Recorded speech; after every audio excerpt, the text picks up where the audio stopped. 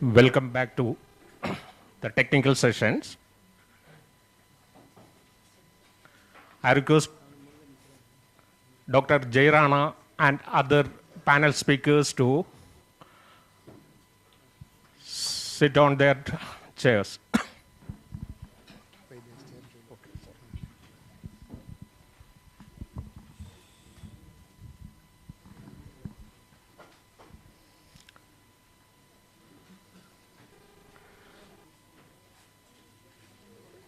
Ekadarshi Nandi, sir, please. I request the farmers also please come to the dais.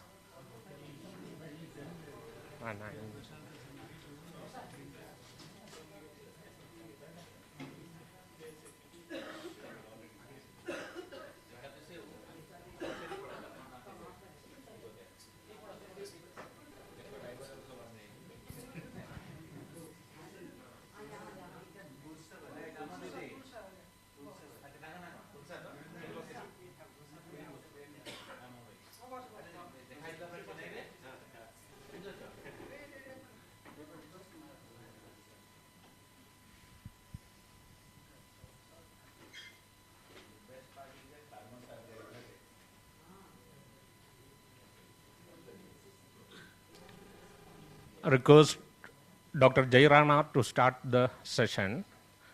Dr. Jayrana is the senior scientist and country representative for Food India Office of the Alliance since 2017. Prior to this, Dr. Jay worked with the National Bureau of Plant Genetic Resources, Delhi, over 29 years. He has released 13 varieties and 1 mutant for the commercial cultivation of different crops. He secured 6 US patents and registered 26 genetic stocks and 6 farmers varieties. Over to you, sir. Thank you.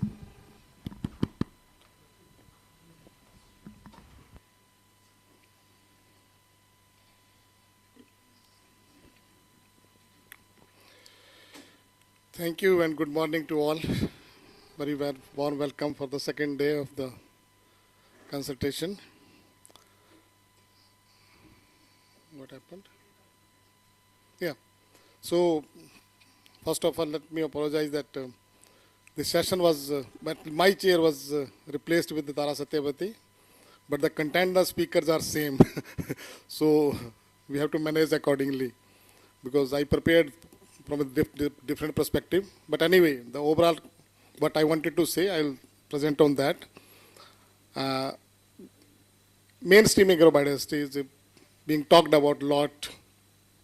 Climate resilience, nutrition, livelihood, and ecosystem service. The 3-4 major areas where we think that how agrobiodiversity can contribute.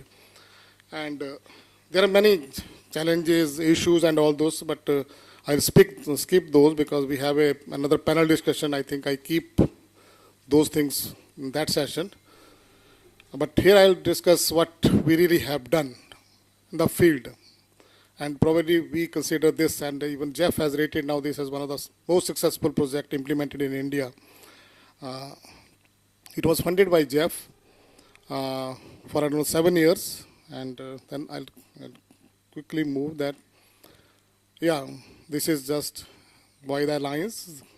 I will not read into that to save time. This is globally where we present.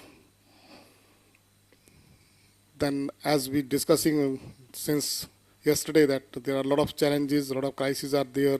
We have been discussing about opportunities also, that how different opportunity can be plow in to harness the benefits.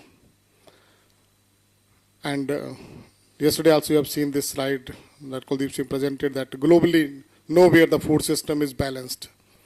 Either go for Africa, Europe, Asia, wherever you go, the systems are not balanced. They are somewhere lacking in one food and excess in other food. Similarly, what we are trying to do is that how we can bring those externalities to a B picture, but it is becoming very, very difficult. It's not that easy really to bring those back by the time 2030 we have kept, because these trajectories are still going on increasing rather than coming back. And similar the dietary effect, we are talking about the dietary effects and globally. But this is very surprising and very interesting slide I have seen.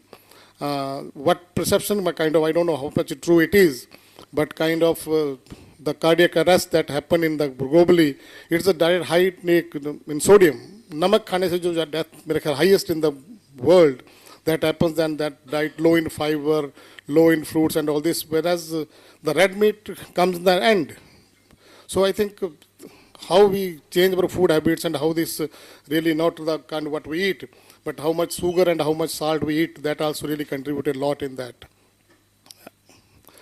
So agrobiodiversity, yes, we have different dimensions, and what I discussed, the livelihood, climate resilience, or they have the potential, it has the potential, but how we can use it to meet these targets. I was discussing just right now that agrobiodiversity, when we speak, if you look at the Indo-Gangetic plain, probably we have a country with different kind of scenario, different kind of population structure, different kind of agriculture. So these are the 86% are the farmers who really constitute a major share, and these are the farmers where we can target this agrobiodiversity, and these are the farmers where we can harness these benefits of agrobiodiversity for this particular segment of farmers. And it's quite a large segment, it's not a very less segment. So if we concentrate on those marginal and poor farmers, I think there is a lot of opportunities to harness the benefit of these. And this is what project I was talking about. We implemented in 4 different agroecological regions of the country. It is Assam, then we have Chhattisgarh and part of Madhya Pradesh, then Jeypore district, we have in Bundelkhand region, and Leh Ladakh. So what we did actually, I will discuss how we implemented and what was our approach. So first and foremost that we did a kind of baseline survey, because most of the time when we implement project, we just write and go and start working. So when we go for impact analysis, sometimes we find difficult. So this is the beauty of this kind of project. When we have a 6-7 year project, we will spend almost 18 months on a baseline survey, that what it is. So that your intervention, what you have thought of while writing a project, many of the interventions, what I observed, that we change those interventions, we add crops even more which were not projected in the project. Because that baseline survey gave us an idea that how we can go ahead, which crop we should take now, which intervention we should take, which is lacking over there. So we have a lot of focus group discussion and all this. The second step, that how we can now enhance, we are trying to enhance crop diversity at farm level, or crop varietal diversity at farm level. So we have an approach for that. We also remarry or to repatriate the ex-situ gene banks. This is an interesting story. Then when we went to Rajasthan, so the farmer asked for a few land races, like Pili Bajri, Moochwali Bajri and all this. And we asked them, why you are interested in these kind of things? Then they said these are benefit that these kind of land races have, particularly Moochwali Bajri. They said it has a bristles. So normally what happened that families are nucleus, 1 or 2 persons are there. So if you grow bajra, there is a lot of bird damage. So if you grow hybrid, it eat out everything. So don't harvest much of it. But what they said, if we get that, at least there is a yield penalty, even 50%. Still we get 4 and 5 quintal out of that. Because they have to look after only for 1 week. When the bristle become hard, bird doesn't sit on that. So this is what farmer told us, and then we search the gene bank, and like Pili Bajri and all those stuff are there. A lot of benefits were told. And once we have that, how to enhance the access to those seeds? Because again the same problem is that. How to enhance the access to seeds? Because these seeds are not available in the public seed system. We had a very clear-cut, very defined public seed system. So how to bring those seeds into accessible to farmers in a good quality, in improved quality. And once you bring those, how to ensure the sustainability. This is the most difficult issue, that how we can ensure the sustainability of the community seed bank to the community seed system or informal seed system. Once you get out of that site, unless you're going to support, farmers are interested. Once you're out of that site, it collapses. And we have seen that. We have witnessed that collapse also. And then a lot of training and capacity building and a lot of convincing is required when you're working with farmer on land races. So this was the first step that we did. Focus group discussion, baseline survey, and the purpose I already told you why we did this baseline survey, that how we can improve your understanding, and you're able to change your intervention and measures that you're going to have and find your impact assessment. The second step was that what we did is that we identified and finalized the champion farmers, because that is very important. If you're working any site, if you have 100, 200 farmers, you must have 5 to 10 farmers which are flag bearer, which will work for you on day-to-day basis. You as a scientist cannot come from Delhi to site. So you have to have some champion farmer, flag bearer, who are sitting here also. We are honoring these farmers. I think I consider these as a champion farmers or a flag bearer farmers who will convince other farmers also. It's not easy though for a scientist to convince farmers. So if you are working with the kind of NGO, we made a kind of triangle in this. We are working with the ICN institution. We have a NGO at the ground level. Then we have a state agri university. Because we have seen this while I was in NBPGR. We could not reach to farmers every day now and then. So once you're working with the NGO sitting at a ground level, they have a very excellent access to farmers. They can convince farmers easily.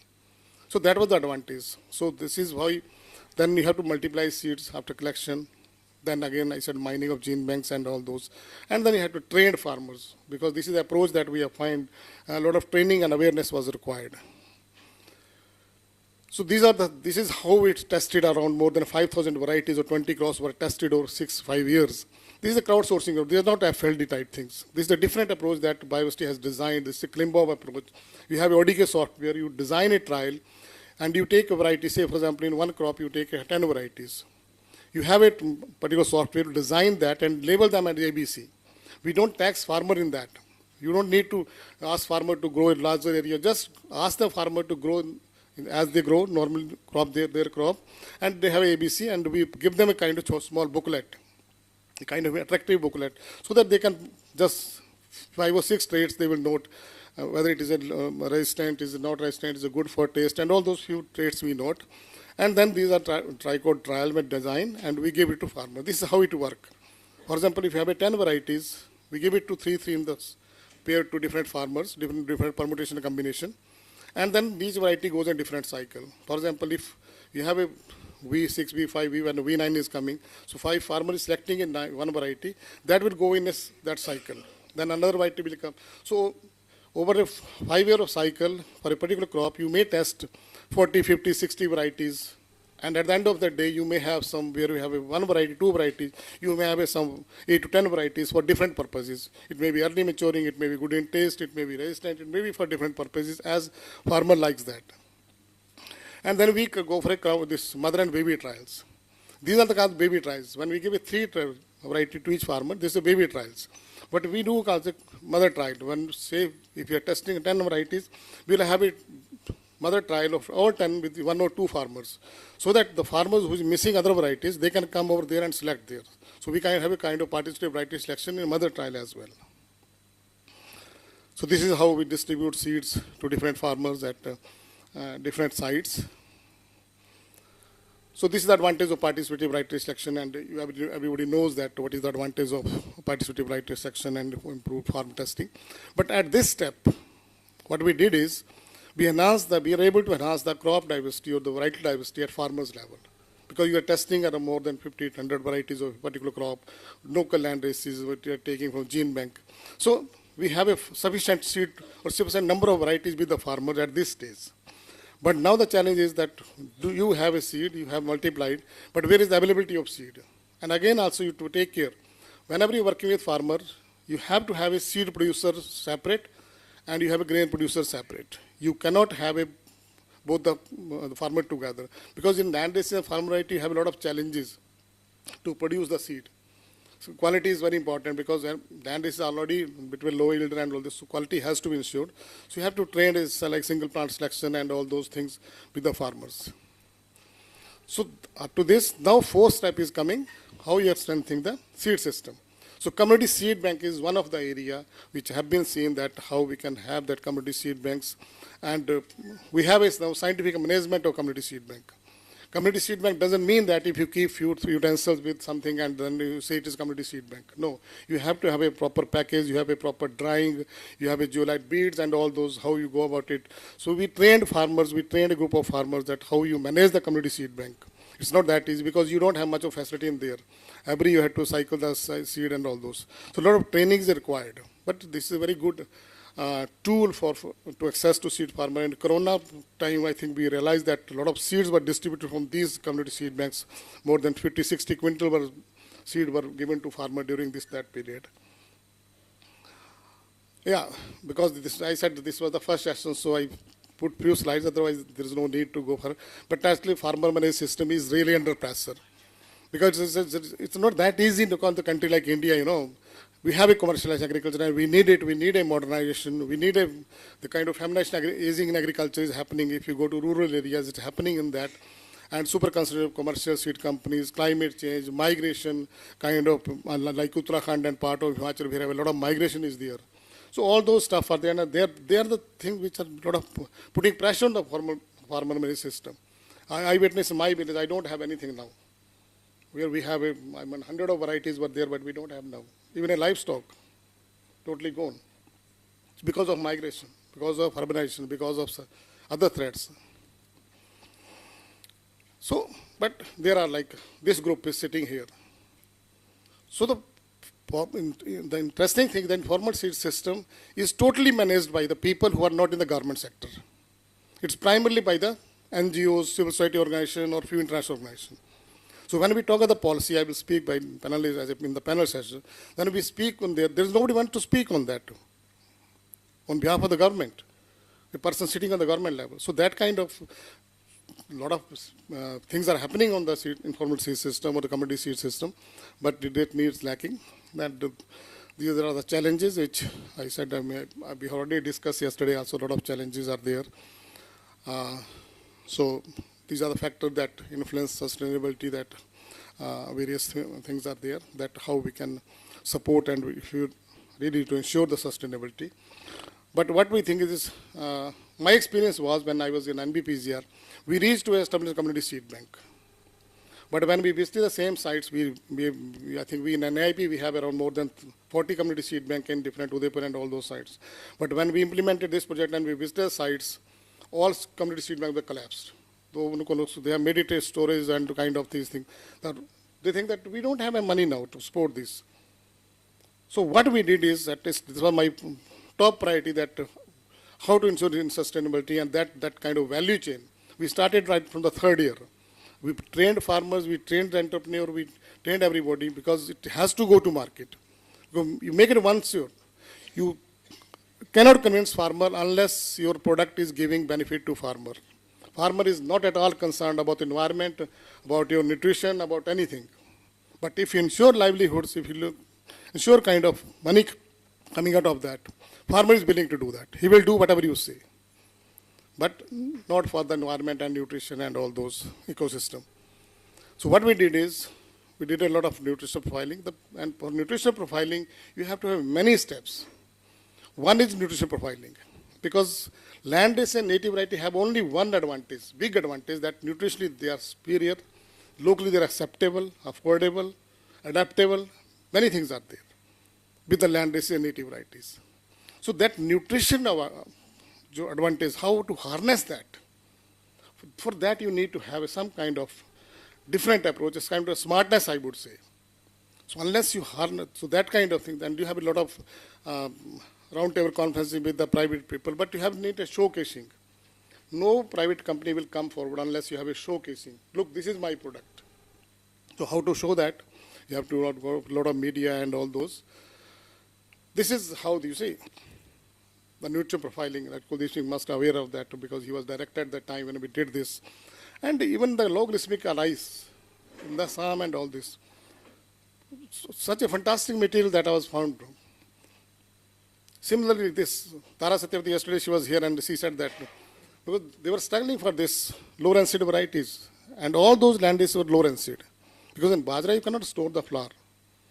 So all those land races, the varieties, and one interesting example, the same farmer, the farmer group farmer, they said that Pili Bajri, when you popped it, the ladies used to wrap their hand with the cloth, and then they will keep this tin over the utensil. And then still it was difficult, because it was roasted like anything. But now new varieties, just in open utensil, you just roast it, no problem. So that kind of strength those seeds have. But this is the last important step: branding, trademark, tagging, packaging, labeling, nutrition profiling, FS licensing. These are the few steps. If you don't do is, you sell whatever in the same, just in a cloth bag, nobody going to purchase. Unless you have this kind of proper, because consumer is very smart nowadays, buyer is very smart. So you give them a kind of package where you have everything in the ground. So this kind of value chain we develop in the Jorat. If you anyone happens to go to Kamakhya temple, we have an outlet there of our NGO who work with us, and you can find all those native basket, around 70 crops they've got license, but these are primarily rice, which they are promoting. Similarly, mountain grain in the Himalayas. In Jhabua, you have a different grain, and we got a GI for Jeera Fool and all those. Similarly, these are different values. Krishi Yuga in the Chhattisgarh, and Kodo rice in this Uttarakhand. So all those value chain were developed, and they're on the market. So that's why they are self-serve. Even the Udaipur, the DRI, we have a Gramodaya brand over there. So these are the few things. So you have all information, you know. You have a nutrition profiling, how to cook it, who promoted it, everything is there. So as a buyer, you need not to ask anyone what it is. So these are the just small case study we did, that how it impacted the total number of snails and of Arjira fool. So until this, now, we try to address this, all this reducing climate vulnerability through wider choice of varieties and ability to access their seed. Then nutrition profiling, nutrition with the nutrition profiling, they are so rich in nutrition.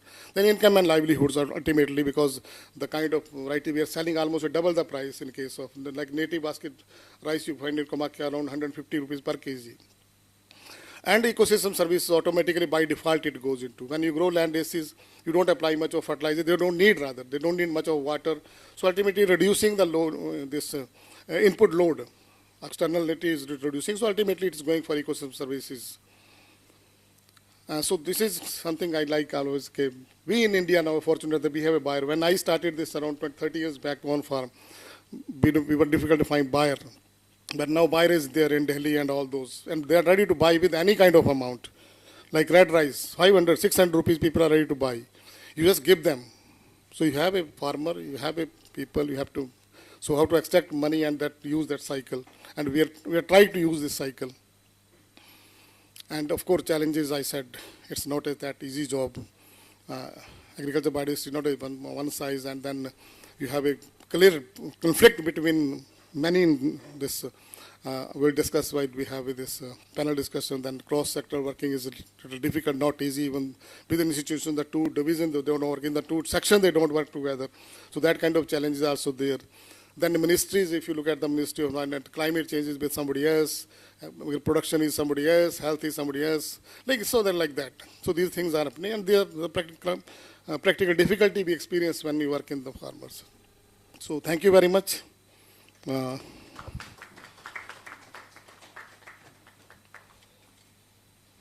you. Next speaker is Dr. Renkalashmi. She is Executive Director, Area Operations at Swaminathan Research Foundation. She has more than 25 years of experience as a development researcher and field level practitioner. Her research interests include sustainable livelihood, agri-food system, water, climate change, and gender.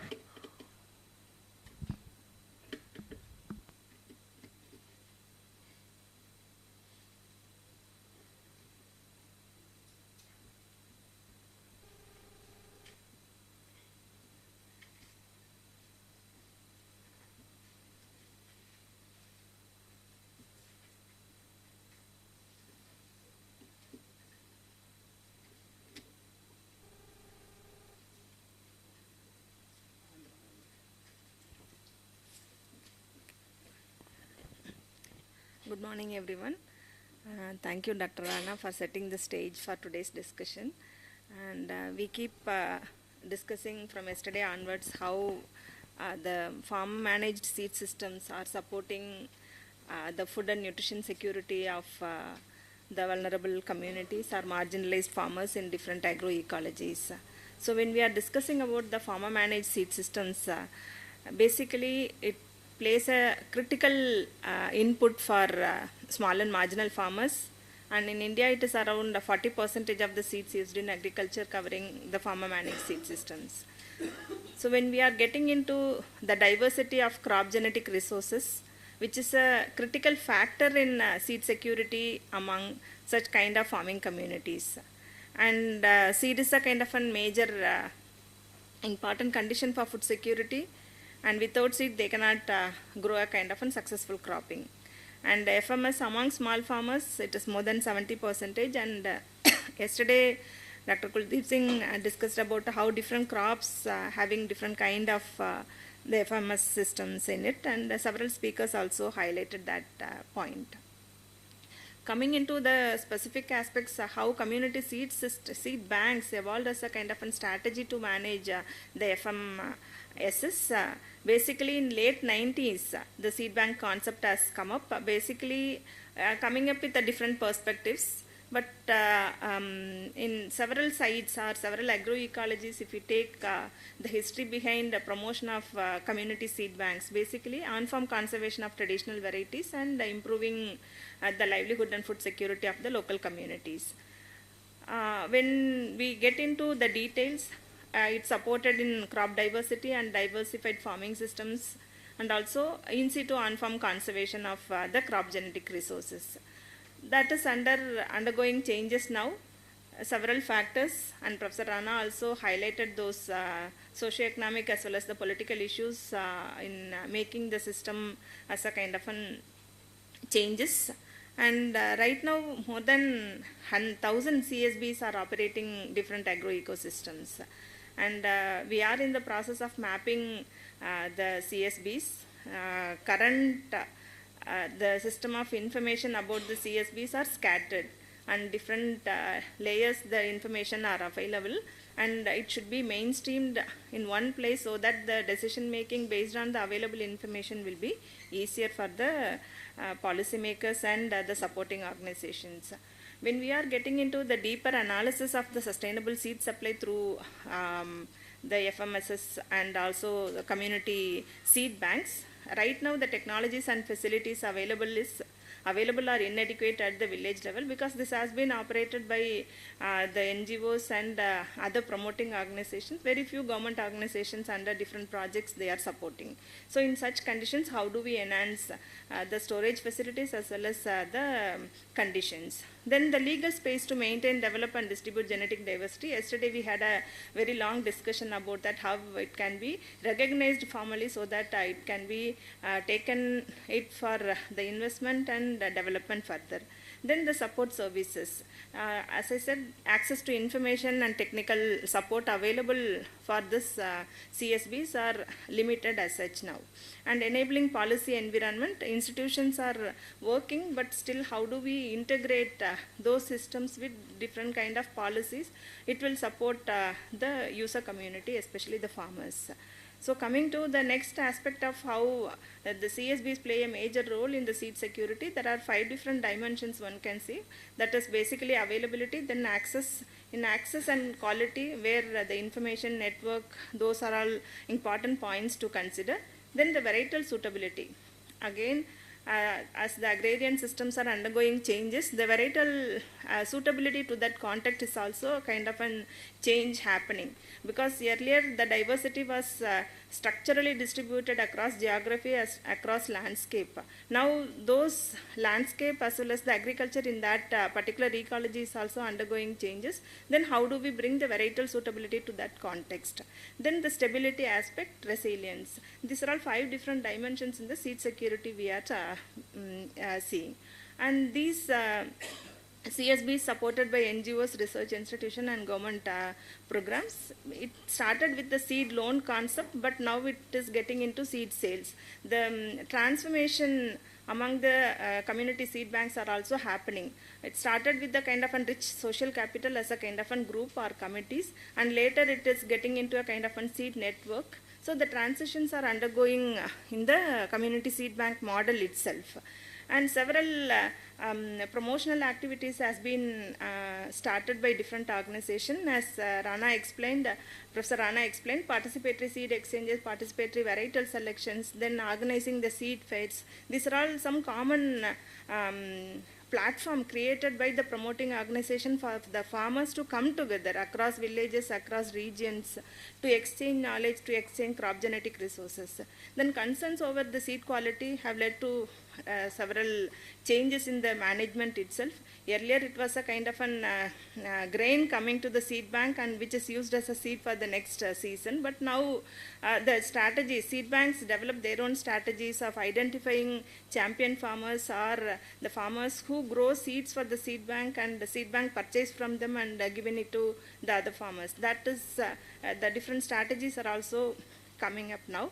Then impact on small farmers, that is timely access to quality seeds including information, mobility and networks. Now in the context of increasing the natural farming condition, the demand for some of the traditional land races in the marginalized agro ecosystems are coming up. So in this context, how do we strengthen the facility for the farmers for the transition? And while doing changes from the seed exchange to market, through sales, there are some challenges by resource poor farmer for the seeds at the time of sowing. So when we are considering this CSBs from the food security perspective, the 6 different dimensions of the food security, that is availability, access, utilization, suitability, agency and sustainability, all are contributing in strengthening the food security, but the activities which are supporting the CSBs are need to be facilitated.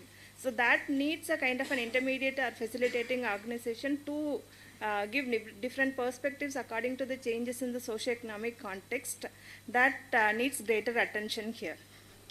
And when we see the community seed banks or farmer managed seed systems, how it is supporting the food and nutrition security, there are 3 different pathways one can see based on the literature as well as the ongoing observations from the field. One is the direct production to consumption. That is a kind of some sustainable farming, where subsistence farming, where the farmers cultivate their own food from the field using the community seed banks as a kind of a backstop for the farm saved seeds.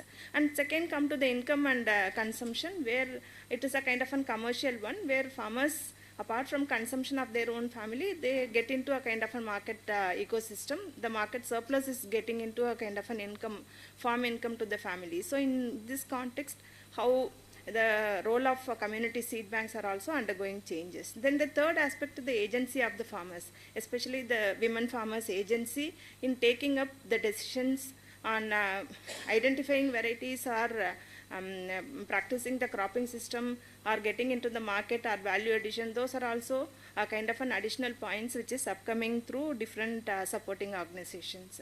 Coming to the climate resilience, as we all discussed yesterday, these seeds are kind of a broad-based and it is drought resistance, and sometimes it is a flood resistance, and it is a kind of an having some of them are unique qualities related to the climate risk, including the extreme weather events. So in such context, how these varieties can be again further taken into the next level, where the services should be available to the farming communities. When we are looking into the sustainable development goals, here also the second goal reiterate the importance of conserving plant varieties at risk of extinction and support the development and updating strategies for the conservation. And again here we need to see how the agriculture productivity can also be improved, at the same time bringing a adaptation to the diverse production systems and climate risk, including the new pests and diseases. So in this context, we need to see how our facilitation support as well as the technology can strengthen the ongoing efforts in the FMSs. Then coming to a kind of a conclusion, basically the complementarity between the ex situ conservation and in situ conservation, how do we facilitate? And right now much focus is given on ex situ conservation, how the small farmers are part of the chain and how it can be recognized and legally it can be mainstreamed in the system. And second one is the supporting system, that is the CSBs, how CSBs can be part of the larger enabling policies and facilitation, and including right now PPFE FRA yesterday discussed how they are planning to bring CSBs part of the main systems, and strengthening the knowledge base of the farmer variety as well as the CSBs. That needs continuous facilitation, because the farming, farmers are also undergoing its shift if we see the age of the farming community at present, it is 40 to 60 kind of thing. Younger farmers' participation in on-farm conservation as well as ensuring the continuous cultivation of these traditional resources, we need some strategy to explicit recognition in the policy as well as support services. Then extending the technical, financial and governance support, and as Professor Rana said,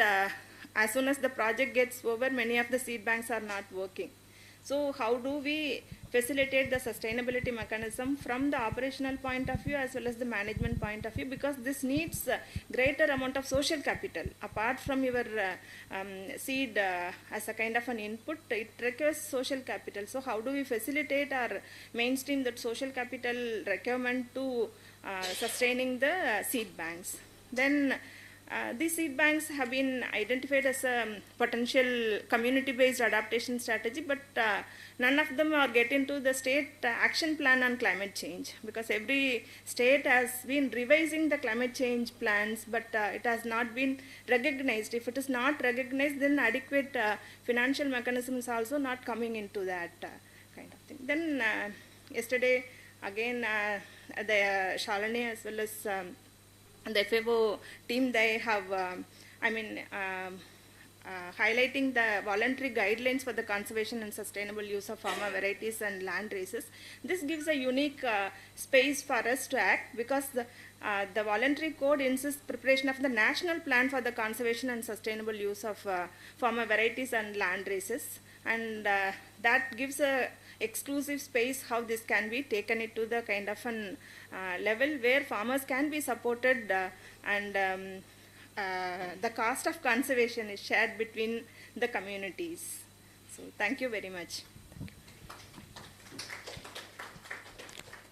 Next speaker is Dr. R. Ananthan, National Institute of Nutrition, Hyderabad. Dr. Ananthan is working in the Food Chemistry and Nutrition Department. His main area of research work is food composition analysis. He also works on food biodiversity and food systems of different indigenous populations.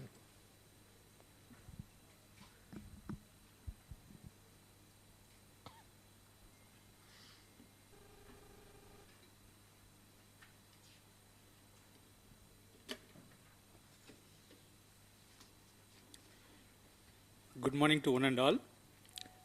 Respected chair of the session and my fellow panelists on the dais and the different dignitaries and respected farmers from different parts of Odisha of the dais.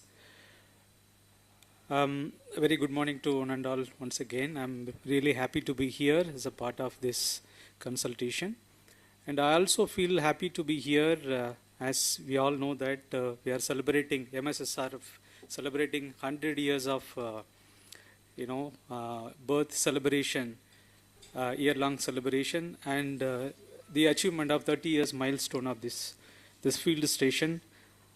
As part of this, I feel very happy to be here. I congratulate entire MSSRF family for organizing this wonderful consortium and celebrations.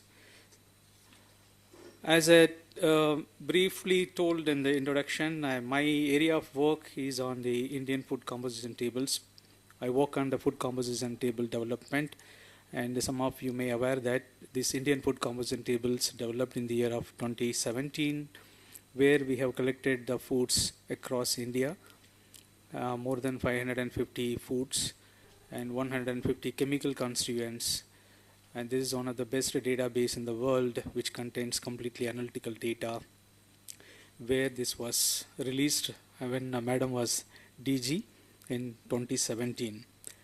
I also will touch upon the current global food system, though a lot of deliberations and discussions happened yesterday. I just start with the global food system. As you know all that, the current global food system is increasingly narrow-based.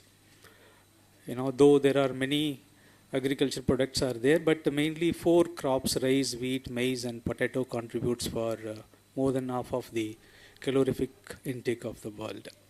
And on the other side, we discussed a lot on the climate change and unpredicted the situations. And now the sedentary lifestyle also is getting increased.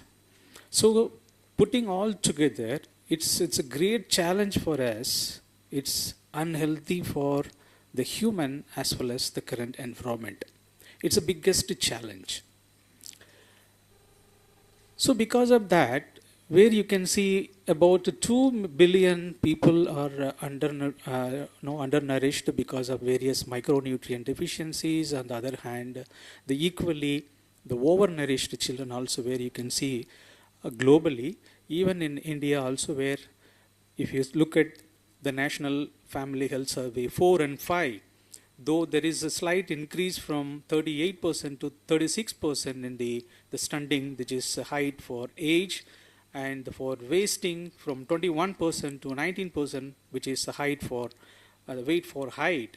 So though there is a slight changes, but it's not a significant changes. Whereas if you look at the adult population, where the thinness is reduced from NFHS 4 to 5, from 23% to 19%, whereas the obesity has increased significantly from 21% to 24% in the women, and from 19 to 23%. And similarly, if you look at the micronutrient deficiency, particularly the anemia in under 5 children, where you can see from 67% of the children under 5 children as per NFHS 5 is anemic, which is less than 11 milligram per deciliter of hemoglobin, which is sharply increased from 59%. And even in the adult population also it has increased. So for all these things, because of various macronutrient deficiency and micronutrient deficiencies can be addressed based on the food-based strategy, which is one of the best strategy, not only for eradicating this hunger, global hunger, even for meeting out all the nutrition requirement. So where the agriculture food system, it produces various crops which will feed all the growing population, from where we will get all the chemical constituents or the nutrients to have our healthy lifestyle. Even from the forest producers also, yesterday we might be seen in outside the stall, there are non-conventional products also, some of the tribal indigenous food system, still it is a part of their daily diet. Even based on that, we have done my plate concept by NIN also advocate having your meal or your plate with different food groups, where you can increase your dietary diversity to meet out the requirement, adequacy of all types of nutrients as per AMDR. So when we talk more on the food security, nutrition security, I just wanted to show the definition for the food security as per FAO. The food security is a situation that exists when all people at all times have physical, social, economic access to sufficient, safe and nutritious food that meets the dietary needs and food preferences for active and healthy life. So this is a definition we can understand. And similarly, the nutrition security needs to secure access to an appropriately nutritious diet comprising all essential nutrients and water, sanitary environment and adequate health services and care to ensure healthy and active life for all household members. That is very important. So getting all these adequate nutrients, which is essential primarily to fulfill our nutritional requirement to maintain our optimal health. That is the reason it's very important. As my previous speaker said, in order to understand or to measure this food nutrition security, I also wanted to emphasize on these 4 A's, as we discussed yesterday, the 4 C's. So the 4 A's also very important to measure this food and nutrition security, which is availability, accessibility, affordability, applicability or the utilization. As you all know that availability, it can be increased by the food production and various technologies where we can reduce the post-harvest the losses, and then coming to the accessibility where you can increase the surplus amount of, this is where we are achieved our food security. I can feel that. Now we are in the surplus amount of production of rice and wheat. So similarly, the affordability where the household should be food insecure situation where it will able to, the people should able to purchase all the products, and ultimately how it was converted into diet, and the diet how it is contributing for meeting out all the macro and micronutrients. So I feel all these 4 A's also very, very important to understand the food and the nutrition security. So based on that, we conducted 3 different surveys in the northeastern states. My PhD students, they worked on the Khasi tribals from West Khasi Hills of Meghalaya, where they conducted all availability, accessibility, affordability, and the consumption, and the different the nutritional, comprehensive nutritive profile of all these foods, which they have collected more than 374 foods. Majorly it is coming from wild. And we have published this paper. I can share this publication. And similarly, another student, she worked from the Manipur, from the Meitei communities, which is mainly dominated in the lowland valley. She also collected more than 319 plant foods. And we also have published a paper and a Journal of Food Composition Analysis, from where 23 Nagaland land rhesus, rice land rhesus, which we analyzed after different polishing levels, degree of milling 5% and 10%. And most of these land rhesus reveals relatively very good nutritional resources than the commonly consumed rice. And it contributes dietary fiber and reduce the phytic acid, which will increase the micronutrient intake or the bioavailability. And this data also provides opportunity to fulfill the gaps for the nutritional studies in this region. And coming to the last second slide, what I understood, honestly, I understood a lot of things from yesterday's discussion onwards. I just wanted to concise myself, and then for this consult, in the forum, I also wanted to bring my view where we can put forward to take up some more research from my point of view. As I understand the seed system, yes, there is no doubt that it will definitely improve the dietary diversity where through your food security and the nutrition security. And when we understand if we want to understand the nutrition security, yes, definitely the nutritive profile is very, very important, and that is a bridge to connect your food security and nutrition security. And not only understanding the nutritional profiling, nowadays we are having a lot of issues with retention of the nutrition. The people, they cook in different format. So what is the dietary retention of at least some of the micronutrients? And though the retention is there, then bioavailability is another big challenge, So we wanted to understand the bioavailability. So these are all the area where we can put forward and for future research. And then I just wanted to conclude with the previous slide, the same slide. This is purely my point of view, where we will get the food from both the conventional as well as the non-conventional. These things, more than half a dozen,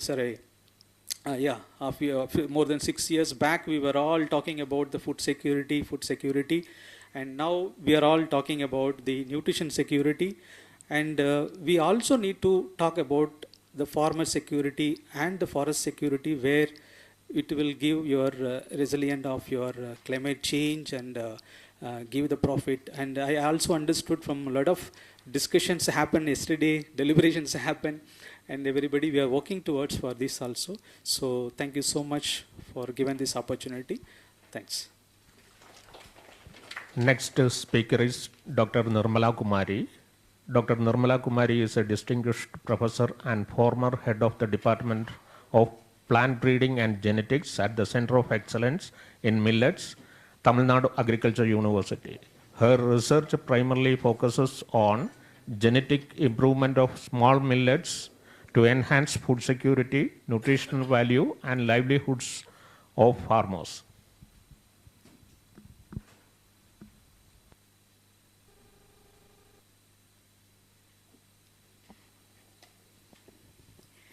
Good morning to all. My pranams or with special reference to the APC and the district magistrate.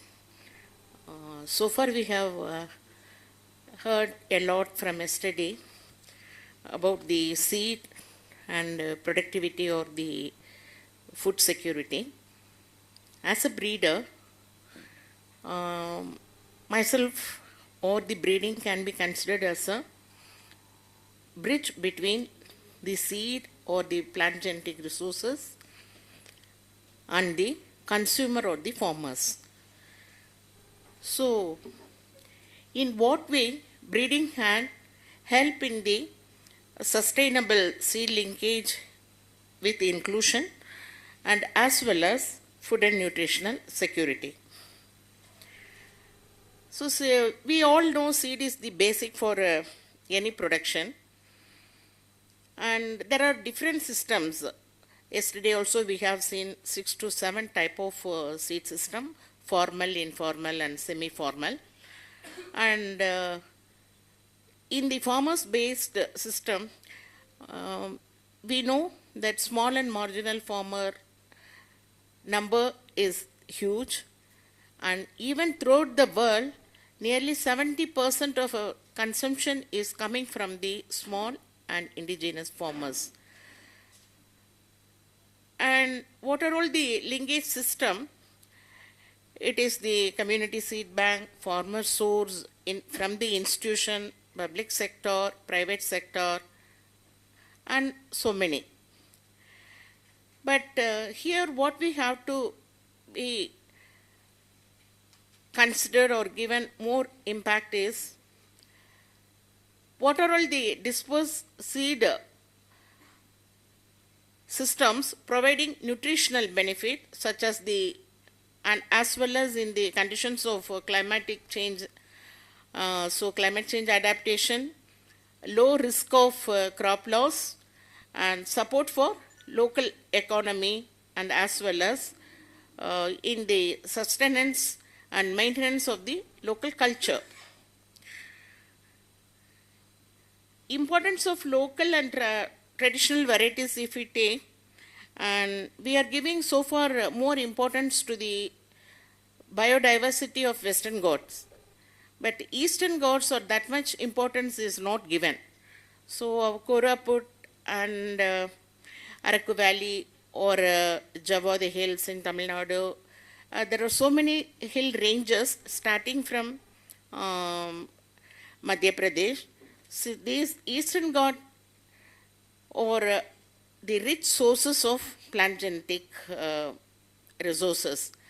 So that's why Koraput is also considered as the secondary center of paddy. It is not only paddy. If you see in Araku Valley, Ghats, vegetables, Ghats, beans, and there are so many variability.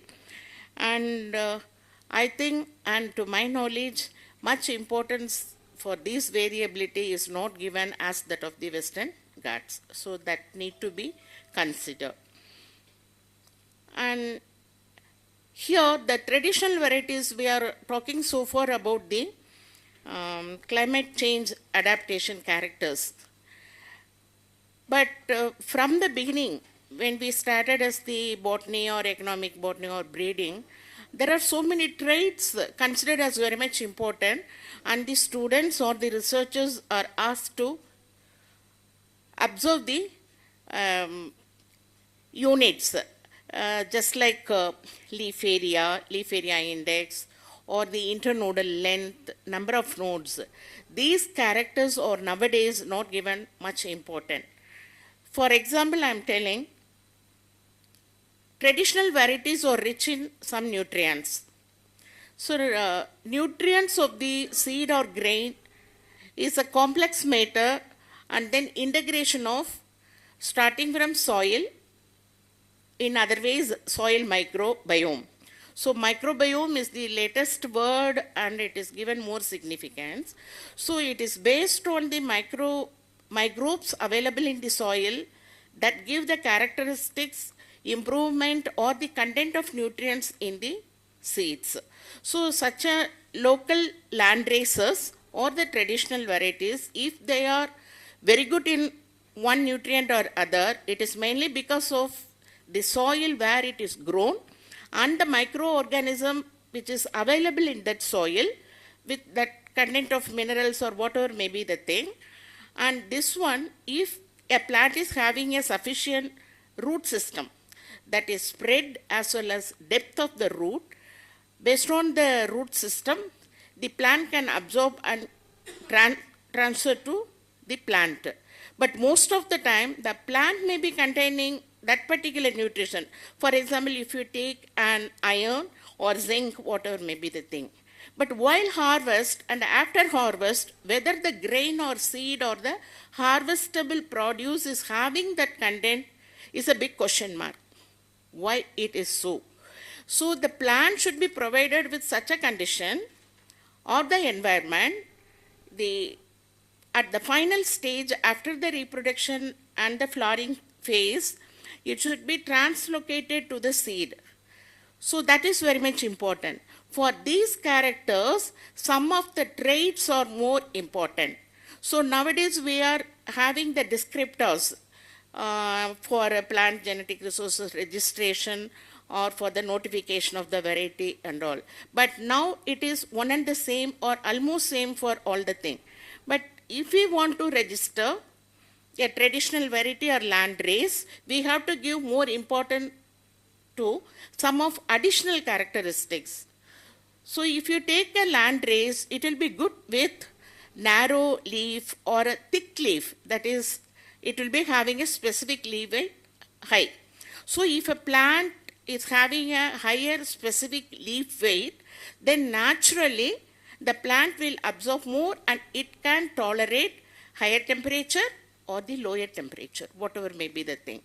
So these sort of characters should be added in the descriptors or in the traits. So these specific traits to be categorized for the land races. So far we are talking about the nutrient content or the some of other characters like duration or height, whatever may be the thing. But we need to take into account these characters, and in particular with GIAHS, Koraput, and if we want to specify or the specialize this region, then we have to characterize the genotypes. It may be paddy or millet or whatever may be the thing, some specific characters with some taxonomic or botanical characters. Then only we can differentiate between the normal variety of that particular crop or a land races of a region. So that only give a specific thing. And coming to the content of the nutrient in the grain, we should not be concentrating only on the nutritional content, but how to reduce the anti-nutritional principles also. It is also very important, just like our previous speaker told about the bioavailability. So if we reduce the anti-nutritional factor, then only we can have a good availability, bioavailability of the nutrient. So for these all things, we need to study, or just we have to scan the entire genotype and not with the normal, so far what we are observing for the other morphological character. So that is very much important. And in this way only we have to think of the farmers or the inclusive system. How we can do that inclusive system of farmers' knowledge. It is not only for evaluation of the varieties or the genotypes. Apart from that one, during the process of breeding, that is how to forward the segregants from one generation to another with the knowledge of the farmers, because they only know which type of plants will come very well in this in that particular region. So here the gender is also playing a major important. I can give one or two examples. For example, a male farmer may be very much interested in the luxurious growth because he is very much particular about the nutrients which has to be given in terms of fertilizer or the thing. But similar way, if you take a female farmer, she will be much interested in the stubborn growth non-lodging type, so that when she is the person who is going to harvest the material, so at that time it should not be lodging. So this is how a gender plays a major role in selecting a line. And similarly, the pest and disease a infection in the plant. A male farmer may be seeing whether the plant is clean and looking nice, because his duty is to purchase or do the spraying work. But the female farmer, she will be knowing what are all the plants or the produce eaten by some of the birds or the small animals like squirrels and all, that will be more tastier than the clean produce. So here plays the gender role. So we have to include different ages of the participant farmers and as well as gender. So this is how we, as a scientist or a studied person, we have to give more knowledge. So it is not a simply involving the farmers and asking them to select a better line, but it is not so. It has a science behind it, and not only science, psychology, and as well we know breeding is not a science alone, it is art and science. So we should give our artistic sense also in doing that participatory selection. In that way, in each and every step, we have to give importance to the farmers. So their traditional knowledge should be involved in our segregating selection process. And then some of the varieties are very much needed for their traditional rituals. That can also be not deleted. So we have to take into account all those characteristics. And for example, it is done by the public sector. That also I want to give because I'm a person coming from an institute. So we are using this participatory plant breeding technology. We have released a variety, Banyan millet as ATL1 and the biofortified varieties from the ICRIP system. In millets, I'm telling. And similarly, there are materials available in pulses and oil seeds also. Coordinated finger millet variety 213 and coordinated little millet variety 1 and coordinated kodo millet variety 213. There are so many varieties now. It has been released from the public sector unions, institutions also. And coming to the cropping system, so we should not consider only the crops and varieties as such, but it should be considered as a cropping system or the cropping sequence. Cropping system, mostly all the tribal people or in the small farmers, they are going in for mixed cropping. For want of nutritional and food security, they are going in for the mixed cropping. So the varieties released for a mixed cropping and a sole cropping are totally different. So for a mixed cropping, how the root architecture should be. So it should be more depth so that it can compete with the competition of the other crops nearby. And as well as if you take the leaf canopy, it should have the tendency for shade tolerant. So then only if one crop is somehow giving shade for the other crop, it can tolerate that shading capacity, and with the low sunshine, it can produce more of the photosynthate. So these sort of things are to be taken into account. And improving the nutrition through seed diversity, it is not only by the physical diversity, but within a crop also, there are two main characters. After the harvest, how it is processed. And after processing, how the nutrients are not lost by proper cooking. So we all know that most of the nutrients are either in the alluron layer or in the endosperm. So if we are doing more and more polishing, whether it is a cereal crop or a pulse crop, totally we are losing all the dietary fiber and the nutrients. So even if a breeder is producing a good variety with a higher nutrient content and good properties of quality, but if it is not processed properly and not cooked properly, then there is no use. With 10 years of difficult and hard work, if that variety is not utilized properly, there is no use in breeding a good variety. So whenever we are advocating the seed, now we have to transform the knowledge or transfer the knowledge from the science to the public and the consumer, how to process that produce and how to cook that produce. For example, potato is a staple food for some other European countries. We very well know. But now here we are telling potato is not good. Why? They are steaming potato and taking it with simply some salt and pepper. Here all the time we are frying in whatever way we are preparing the potato. Then potato becomes a bad food. But as such, as nutrient-wise, it is not a bad food, but how we are cooking is the problem. Similarly, here all know that the stem, pseudo stem of the banana or some sort of those things are very good for health because they are having more water content. So, but we people are doing pseudo stem fries. So then what is the use of eating a pseudo stem fry? So in that way, it is not only the knowledge should be transferred or the consumer and as well as the farmer need to be trained how to cook or how to process the material. That is very much important. And the consumer and the coming younger generation should know that the completely polished white rice or refined flour are not at all good for our health. So that is very much important even though a variety is released with good nutritional profile. So that is needed.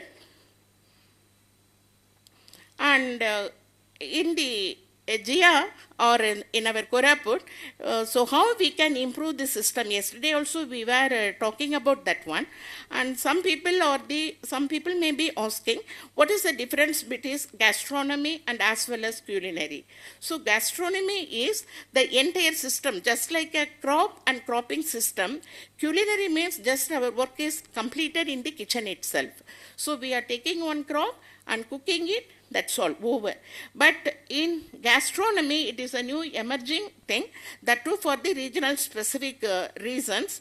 That means from where it is collected and how that crop is grown in that region and how it is brought to your cooking. So for example, now all will be knowing apple is available even to the hottest place throughout the year. How is it possible? Then what type of nutrient you think will be retained in that apple? So it might be harvested 1 year back or so, and you are taking that apple thinking that it is the richest fruit or the most favorable fruit, but it is not so. So that gastronomy plays a major role here only, where it is grown, when it is grown, when it is brought to your kitchen. So that, and how you are making it, how you are presenting it, so and how pleasantly it has to be taken by the consumer. So these are all play a major role in the gastronomy. So we have to think all the factors and conditions to have a food and nutritional security in a sustainable way. So what are all the challenges in this one, opportunities for seed system? It is the including the climatic change adaptation. So we are telling that the increase of 1 degree of temperature, and we are going to lose 100 to 150 kgs of grain. So we should be very much particular about the not only the drought tolerant but also temperature tolerant varieties, and for this one we need a support of the policy also, and the other challenge is limited access to the resources. Though the varieties are available, the seeds are not in sufficient quantity, so that is also a problem. And opportunities we all know. Now we are having a sophisticated machineries for measuring the rancidity or the nutrients, micronutrients availability and everything, and the strength of the stem. So earlier we have to weight the unit length of the internode to have the strength of that one, so that we can choose the segregating generations. But now it is not so. There are so many machineries and tools are available to measure the strength. So and biotechnological tools. So everything is available, and with that biotechnological tool only we have released sub-1 gene, and we have released the flood resistant rice varieties and all. And yesterday also we have studied about the PPFRA and all the 4 systems, how to protect our varieties so it is so available. Seed linkages we have to give. The community seed bank, Dr. Rangalashmi has shown all those material. And here it is not by the public sector alone to do all this work. So we need the integration of public sector, private sector and NGOs.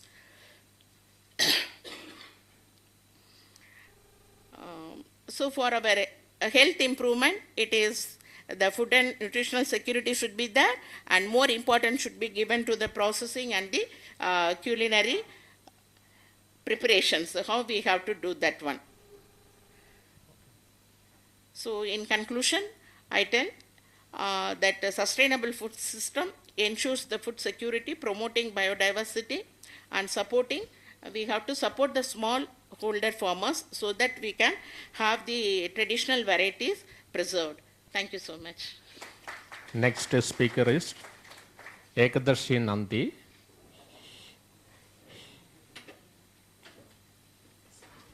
He completed his master's in agronomy in 1987 from College of Agriculture, OUAT, Bhubaneswar, and started service in Agriculture Department, retired as Chief Seed Certification Officer from Government of Odisha. Namaskar. Welcome to this discussion from there.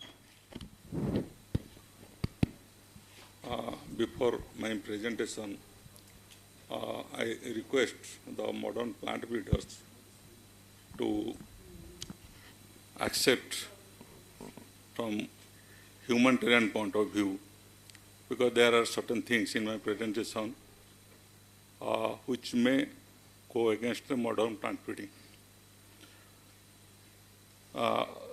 We know that the base of the creation is seed, which is the first link in our food chain. The root of our survival, the food, it is treated through seeds only. And the nature has made all the arrangements in agriculture from seed to seed. Till then, we interfere in this system. Today's profit-oriented seed breeding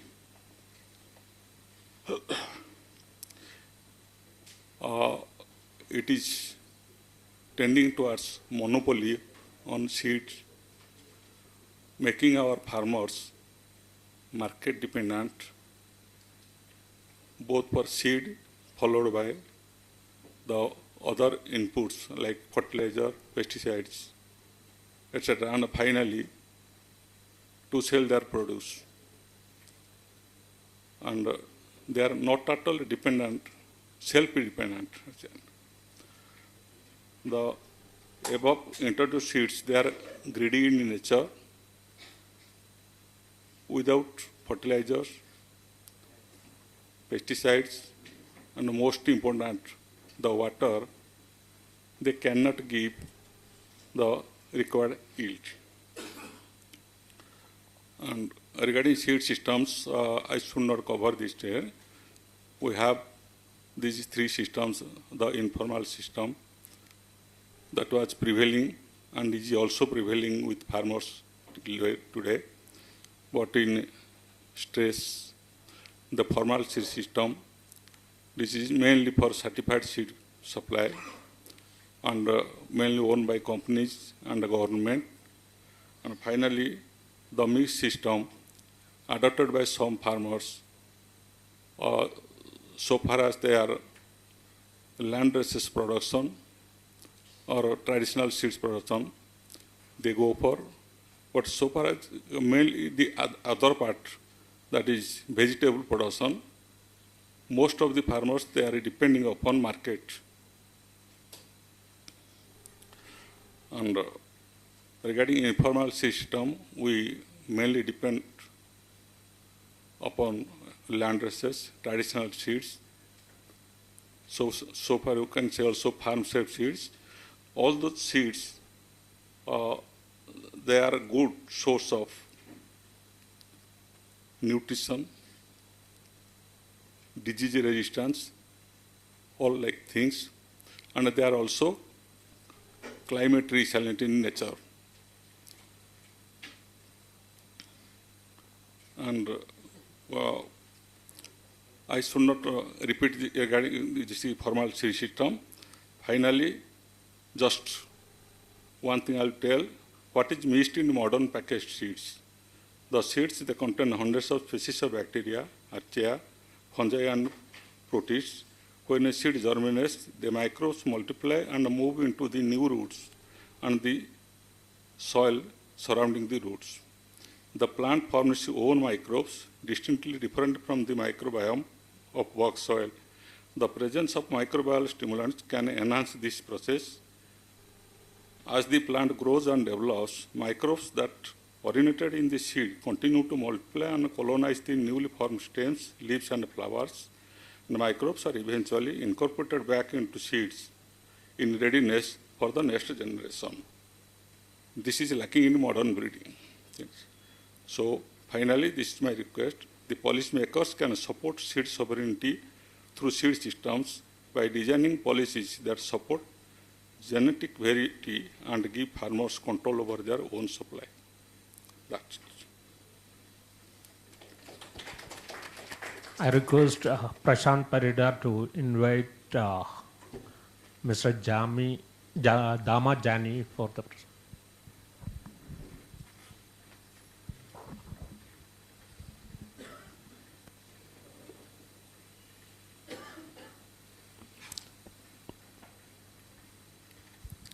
नमस्कार मोर दूर भाई भौणी मन साथी भाई मन आसती नमस्कार मो ना हूँ दामजानी मो गाँ हूँ जानीगुड़ा मो पंचायत हूँ मस्तीपुट मो ब्लॉक हूँ कोरापुट आज्ञा आम तो आगु चाष करुले मांडिया चाष आगु चाष करुले चाषी मैंने आगु करुले किसी जाणु नथिले मांडिया करुले देशी मांडिया करुले अमल कम होता एवं आम सार मन जो 204 जो मांडिया देते के मार्क से मांडिया बिहन रु बहुत लाभ हो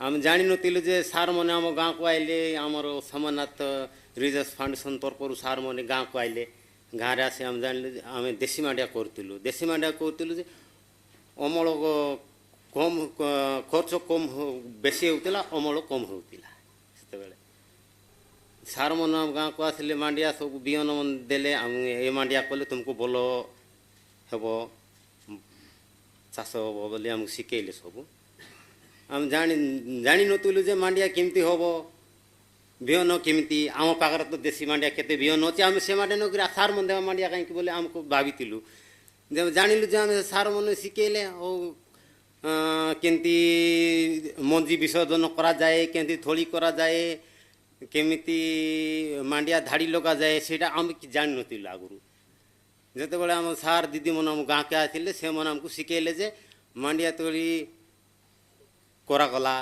तापर मांडिया धाड़ी केमती लगा गला सेटा आम शिखिलु तापर से थेला पर मांडिया तो आम जानी तुले मांडिया बहुत भल हैला सेटा आ बेसी खर्च कम अमल बेसी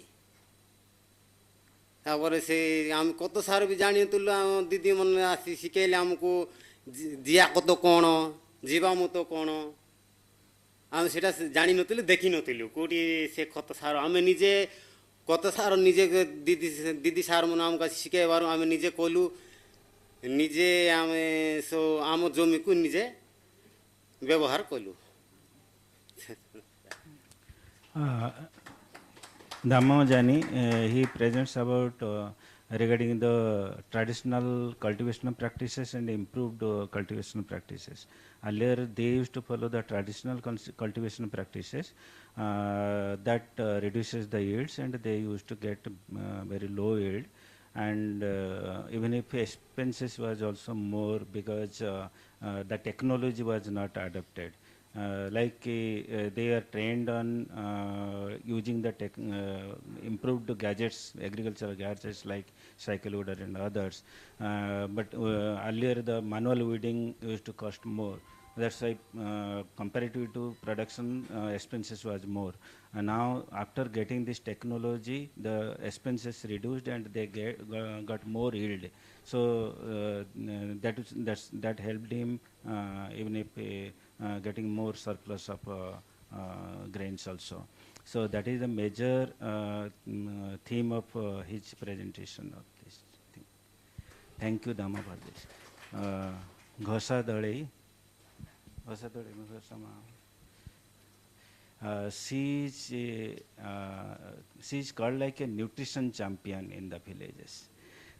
She used to aware people, many people she has aware on the benefit of nutrition garden, taking nutritive food, diversity of crops in nutrition garden. So all these aspects since last 12, 15 years, she is doing that in and around our village. So she will tell about that.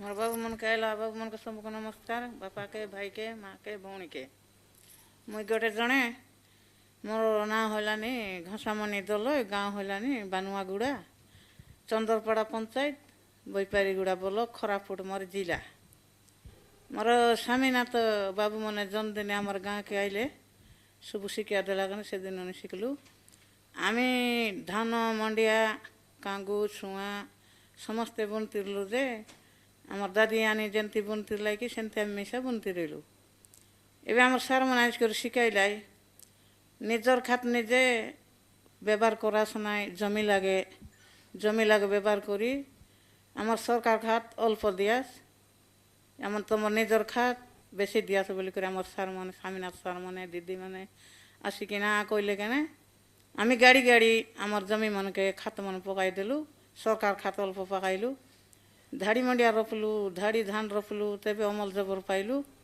आउ बेसी घास होइतिला Santa बेले तू पोषण पर को तोर जो पोषण बगीचा करी कोन मोर बगीचा पे तेबे एबे आरी आमर बाबू मन आरी आसी शिखाइले किचन गार्ड बोली करी आमर भाषण मन मांजबा लागे कैसे कंतिला खंडे मरीच बैगन भेजरी सबू बुनलु खंड लगा बुनी करी निजर पाई निजे भविष्यतर पाई बोली करी सीते शाग तोलिकिना खाइलु भाजी शाग कलु मूला शाग कलु भाजी शाग कलु सेमती करी करी आम निजर पाई निजे खाइलु आमर देह आमर सुस्थ रहो बोली करी आमर गागड़े आयरन नाइ बोली न जानिथिलु को शाग खाइले केनती होइसी हमके जणा मिसा नथिला आमर सार मन आसी करी शिखाइला काने से शाग डाल खाइलु आरी सीधा जानी पारलु भात मांडिया खाइले सारी आमे पेट पुरसी कि इटा कि सीधा काम करबो बोली कर जानथिलु एबे गाजर मन खाइले गागड़े रक्त होइसी मंडिया जाऊ खाइले हमर जीवन सुस्थ रहिसी भात खाइले पेट पुरसी बपु हेबार सी शक्ति होइला सी बोली करी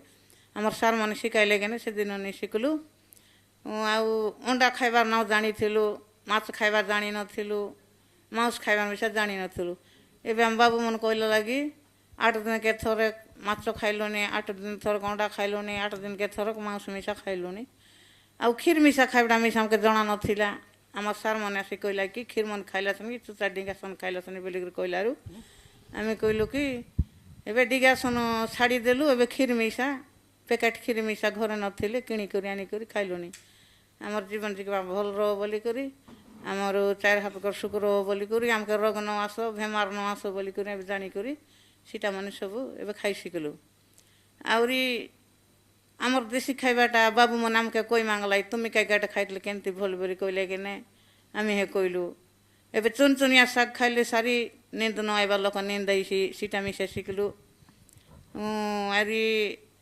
आमर ये काकड़ा शाग खाइले सारी माडी बताइती रहिसी माडी बता मिसा साडसी बोली सीटा मिसा जणाइलु आमर देशिया लोक आरी एबे झिमा माछ बोली किना झिमा माछ खाइबु सीसा मिसा आमर गागड़रे सुस्थ थिबो बोली कर सीटा मिसा आमी जणाइलु आउरी बिरी भदई कांदुल आमी खाइले सारी काइटा होइसी कुंटा होइसी बोली कर हमके जणा नथिला आमर सार मन कहि देले जे सीते आछे विटामिन सीते आछे शक्ति बोली करी कहले केने बिरी कांदुल ए कलत सबु एबे कलत मिसा अब का सिजाई करी आमिला करी खाइतिरलु एबे सिजाई करी ना पानीटा मिसा डुकलुनी तेबे आमर सुस्थ भल रहलानी आउ डेलिभर गला मा मने न जानतिरलाई आमी इतिहास करी शिखलु जाई करी गाँव के शिखाइलु गाँव रे शिखाई करी आमर खरापुट तेना लमचा फुट जाको आमर जी भौणी भाई बंधु आते समस्त को मुझे शिकाई भूलली गाँव में सा ग्रुप मामून के शिकाइली निजानी भेटाई शिकाइली पानी गाड़ शिकाइली शिकाइलारू आमर गाँव लोग हो कि आमर पंचायत लोग हो भोला का घोसा मा जाई करी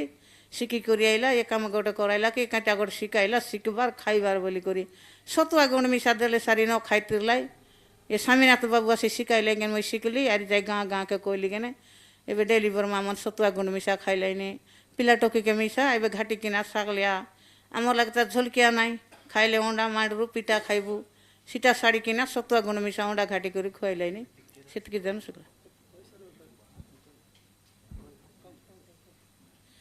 आउरी एबे आर जाना नथिला कोन शाग खाइले कोन बेमार कोन शाग खाइले कोन रोग सीटा मिसा हमके जाना नथिला भाजी शाग खाइले सारी गागड़े रोग तो होइसी फनस शाग खाइले भल फल मूल खाइले सारी आमी सब बिक्री करी खाई देती रहिलु फल मूल सब एबे जन दिन आंबा आइले आंबा खाइलुनी डुमरी आइले डुमरी खाइलुनी फनस आइले फनस खाइलुनी आमी देशी लोग मात्र जेंती 12 मन कलरटा डंगरर मूल फूल कांदा पड़ोई चेर समस्त एबे खाइलुनी सीना मन हमके जाना नथिला एटा किस्टा फल कि आमी खाइबु ना किस्टा होइबो बोली बोली कइतिलु एबे हमर स्वामीनाथ सार मन दीदी मन आसी शिकाइला कने पड़ोई जाको खाइलुनी कांदा जाको खाइलुनी अक्तुर हमर दादी आमा पुनी घुसाई खाइतिरलाई पिता कांदा खाइतिलाई एबे पिता कांदा खाइलु सरेंदा खाइलु तारगा खाइलु हमर देशी मन तेबे हमरो ए देशी लोग के हमरो गागड़ मिसा डाट खारा लगे काम करलुनी कोड़की धरलुनी रोपा करलुनी सब करलुनी एतकी मत धन्यवाद Thank you, Ghosa.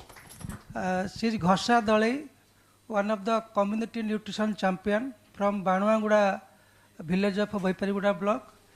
She was associated with since 2012 when we have implemented one project leveraging agriculture for nutrition in South Asia. And so in that project actually she was talking about how the dietary diversity score has been increased through nutrition gardening and from the farm and also from the fishery and livestock activity. And initially when they have our 24-hour recall survey, the dietary diversity score is very low and food is only for only rice and all the cereals. But now all the dietary like cereal, pulses, vegetables, even if she's talking about all the 3 types of vegetables, green leaf vegetables, root and tubers and other vegetables, and animal protein from fish and backyard poultry. So cultivation, all the dietary diversity, they are not depend upon from the outside. They have grown themselves and also consuming. So even if some our forest species, that was also rich in nutrient, that also they are identifying and consuming.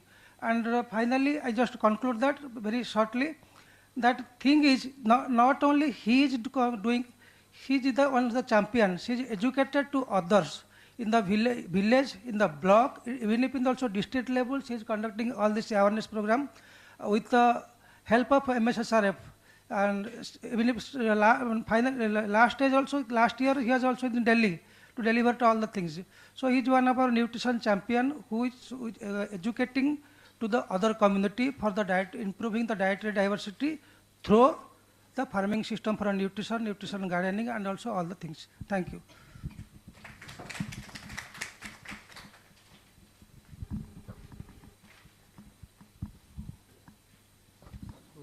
Thank you very much, and thank you, my co-speakers. And I think looking at the time, if we have a very specific, pertinent question, very pressing question, then you are welcome. Otherwise, we can discuss during tea time. Yeah, please, maybe.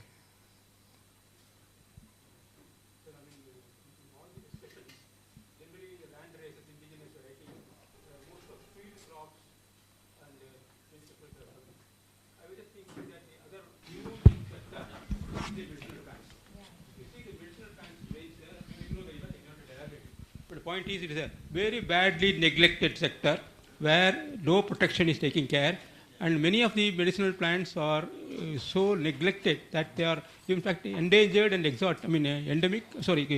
endangered and critically endangered. And the crucial point here is majority of the medicinal plant collections for Ayurveda and all that, they are collected from the indiscriminate collection. For instance, suppose seed is the material for Ayurveda, seed is collected, so the seed is not available for sowing. Similarly, rhizome is the material, rhizome is not available, therefore plant.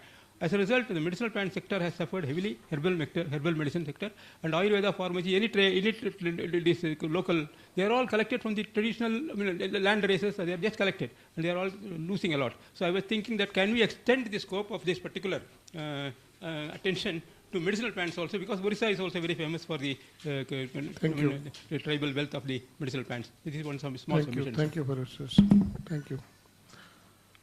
There is one online. Mr. Chidambaram.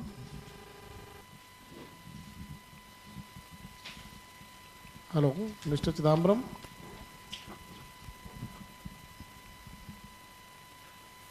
Please go on. Can you hear me? Can you hear me? Yeah. Okay. So actually, you told that the mainstreaming of the biodiversity. In the project, earlier project, you learned that unless concentration is given for the livelihood, after the 2-hour stage, it will go off. So what is that you planned in the next phase effectively to support livelihood, to continue the sustainability of the project? Okay, thank you. As I said, that post-project sustainability is an important issue and important step that you have to take here. So when you are creating community seed banks and all, and you're developing this kind of value chain with branding and tagging and all this thing, so you have to have your community seed bank linked with some kind of semi-processing thing. For example, if rice land is, you have to have some kind of small thresher over there, packaging unit over there. So all those are to interlink with the community seed bank. Only then you can go ahead, and you have to have somebody as a kind of FPO or some NGO who is working with that, anchoring that. Farmers just do an aggregation and all those, and they can grow for you. So you have to have some kind of semi-processing things where people, like dal mill, so if you have the millet, then say millet thresher, like all those stuff are required to be there. And then you can have some kind of marketing through some NGO and all those. So that is how you can ensure the post-project sustainability. Thank you. Thank you. Thank you. Thank you. Thanks all the panelists. It was excellent presentation on each theme actually, and particularly Dr. Rana and Madam. We are facing the similar challenges setting the CSB. I don't want to say more. Only one thing, Dr. Rana, have in Ambikapur, the CSB you have set up, how they get the subsidy from the government to produce the seed? Because our experience to produce the seed, particularly indigenous, not others, the cost is very high. So we are facing the problem to supply that amount of seed to the farmer even if there is a need.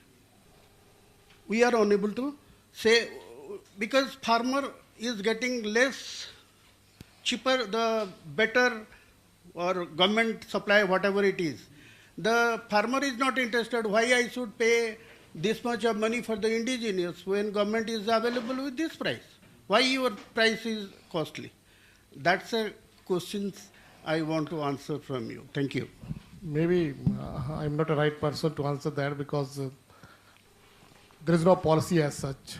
So there is no policy, but some case-to-case basis, in some cases like the state DM of the particular districts or the state, they have come forward like in Odisha and somewhere, but not as a broader aspect that they will use some kind of subsidy to produce seed of those land races.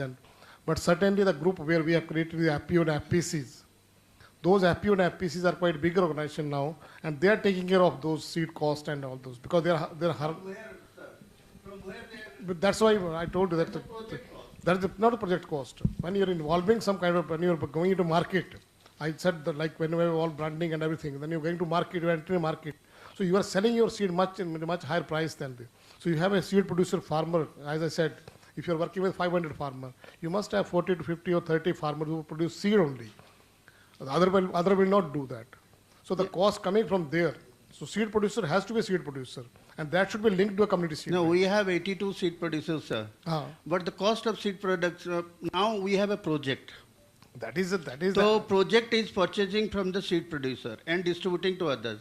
The moment project is stopped, then CSB is collapsed. Like in Jorat and mountain grain we created in the Himachal and this thing. So there is a native basket is kind of company now. Red River company is native basket brand now. The person who is selling this rice or all land is under the brand of native basket and company Red River. Now that company is paying to farmers because there are specific land areas which have been identified. So the seed producer, it is his responsibility to produce seed and take it to market. Okay. Because Thank you. Sorry, he is harnessing the benefit. Still we are facing challenge in that front, sir. Unless you create that kind of company and brand, because that's a business now. It's no more a charity, it's a business now. So once you have it in a business model, there's no problem. But it has to be self-sustained, and we have made it self-sustainable. No looking at the government and all those. There are different game when you're looking at the government hands. Thank you. I would have one concerning this one. This model is one of the very good models in which we work. But one question: when we are putting something as commercial business, the very purpose of having diversity in the region will get defeated. How are we going to address that? That's an important question for us. That's why everything, if we relate with the economy and the economics of the finance, profit, then other purpose gets definitely defeated. On that. You're right. For that, we are at least. I have a supplement question, sir. So let me ask that also, then you can clarify. In Balangir, the land classification is known as the Ant, Mal, Berna, Bahal. These are the land classification. And traditionally they grow in Ant 60 days, Mal 60 to 90 days, and Berna 100 to 125 days, then 135 days to 150 days. And each land, they have their own local seed. The upland, they were going for the 60 days variety and Suma rice, what we call millet. And now these two has been taken totally out and cotton has introduced in the upland. Those two has gone out. And in the second and third and fourth, interestingly, their indigenous paddy has gone out. And government, whatever we have produced 100 days or 90 days or 135 days, it has come in. And in all the high-yielding paddy, the amount of water requirement is high. And they had a system of irrigation, traditional system, they call Katta, Muda, Bandh and Sagar. Look, they had a beautiful irrigation system, indigenous irrigation system, along with the indigenous paddy. But this indigenous irrigation system has been totally devastated. And they don't have sufficient water. And when we talk about the drought, if they go for the supplied paddy, and if they don't have get adequate rain during that time, that paddy suffers. I think we got your. So that is another supplement to sir. We got your question. Thank you. I am not a right person again to answer. This is a cabinet level question you asked from me. See, but one thing I will share. In India, nobody can stop you what you are growing. Okay? In Rajasthan, if you go, they are growing carrot, they are growing onion with 40 irrigation in Jaisalmer and Jeypore, where there is no water. And every year they are putting 20-foot pipe every year. And if you go to any household, there is the arsenic and all those problems are there, suffering with the arthritis. But still, I ask them, why are you doing this? कहते पैसा अच्छा मिलता है सीधी बाहर जा रही है so the question I am telling is that like what he said, what is the genetic diversity? Genetic erosion is there, but there are farmers who are putting their 300 varieties in a farm, but where is the policy to support them? We call them ecosystem services, but I am not the right person to answer that, because let it go to cabinet and let them decide that how they are paying for green card and carbon credit or whatever ecosystem services. We are not even And government says, okay, we will do that. Do you have any instrument? How to pay? How to measure? What to pay? What not to pay? So there are n number of questions that comes. But what are you telling is exactly that is true. Everybody knows that it is happening. And it is bound to happen. Thank you very much. Thank you all.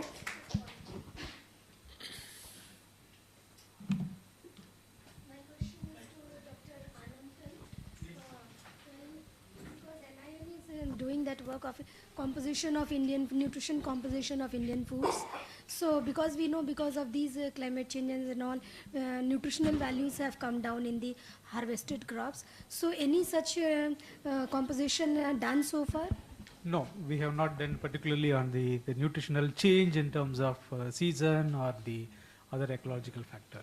This is, as a country representative, so we have to do from the market sampling. So is it there somewhere happening in the coming years? Yes, actually now many agriculture research institutes, they wanted to do the, the varietal difference, the nutritional difference in terms of various agroecological reasons, all those things. Now we'll be doing separately as a supplement. Okay, thank you. Now there is one interesting initiative, periodic table, and I is a part of that. Which and it is a table? global periodic table. They are Periodic preparing table. that. And food initiatives. Okay. That's a huge mega project across globally. And India is also, NIN is part of that project. And there also they are looking after all, even the cooked food, uncooked food, everything. Okay. It's a complete, I think, So by when these things I think will it's be still, available? it is still going on. It will take another, I think, few years to How many? complete that. So it's a global. It's just initiated 2 years back. Just almost. initiated, okay. But it's a big initiative. Okay. I have one clarification from Nirmala ma'am. Whether suppose we have a large number of diverse local land races in Koraput, and how can we improve the microbes in the soil so that the nutrient content of the local land races will be improved? One question. And secondly, whether the effect of the microbes are genotypic or the environmental effects? Sir, first one, how you can enrich the soil. That is the major contribution towards improving the microbes. So breeding of microbes is also going on one side in the scientific institute. Apart from that, you have to enrich the soil with organic matter. So that should be more of carbon or the humic acid. The humus enhances the microbial activity. So you have to keep the soil moisture and as well as with a good carbon content. So carbon is the major food particle for the microbes. So that is the thing. And you should not import organic manures and put it in your soil. So whatever weeds or other plants available in your surrounding, that humus or that compost should be applied to the soil. Then only the native microbes of that soil can flourish. That is one thing. Another one, what you asked? Next question. Second is whether effect of the microbes are genotypic or phenotypic, environmental it is effect? majorly genotypic, but always there is the contribution of environment also. So more than 70% it is genotypic. So Can we change the genotype of the local land races through microbes? no, sir, that cannot be done. So your microbial activity should be around the that particular variety. So if you are changing the variety, then microbial system also change itself. So accordingly it will change. Thank you, ma'am. So before closing the session, I take the permission of Chair Sir to award one of the custodian farmer, two custodian farmers. One of them is Ghasa Dole. So first Ghasa Dole can be.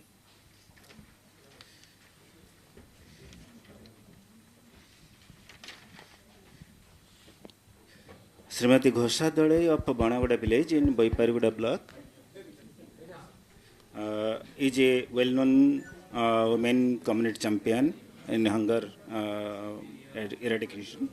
She has been trained on nutrition-based agriculture, importance of nutrition gardens, need for food diversity, etc. She has used this technology for her family as well as made a strong effort to bring out the adults and girls, pregnant women, maternity mothers and children below 5 years of age from the cycle of malnutrition. She has also got the identity of Ghosama in her social media for this special act, and it is really commendable. Thank you.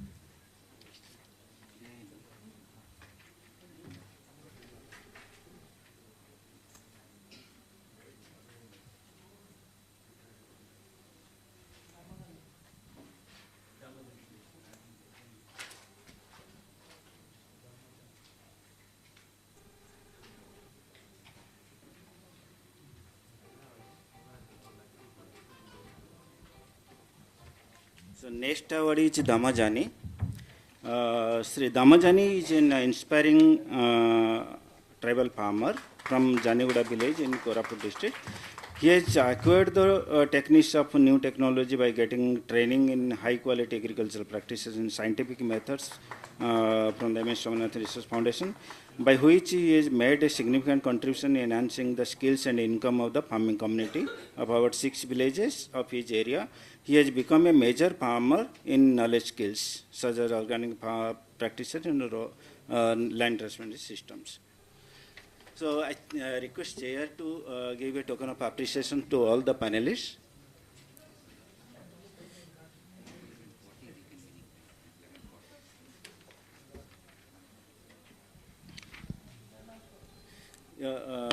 Dr.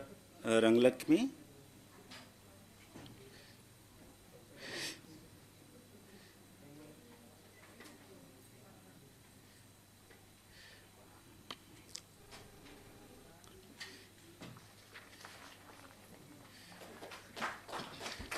Next, I would request to give Dr. Anandan.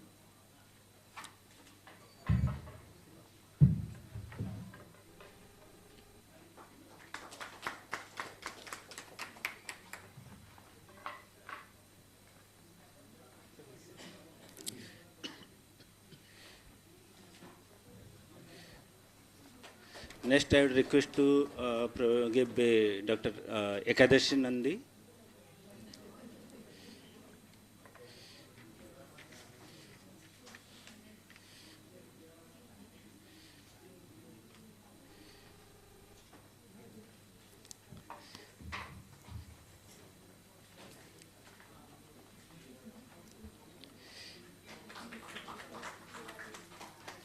Next, I would request to give the token of appreciation to Dr. Nirmal Kumari.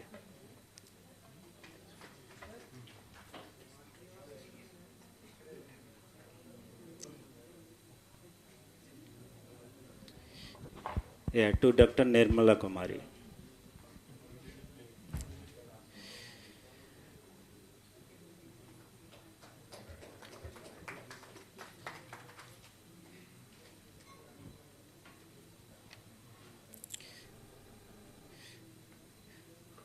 I request Dr. Ranglakshmi to give a token of appreciation to chair of this session, Dr. Jay Rana sir.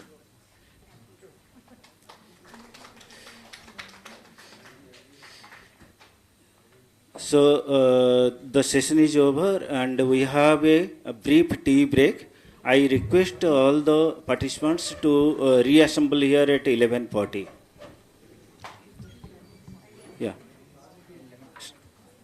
Yeah, at 11:40 we will be reassembled here. Because we are running late, so I request all of you to keep the timing.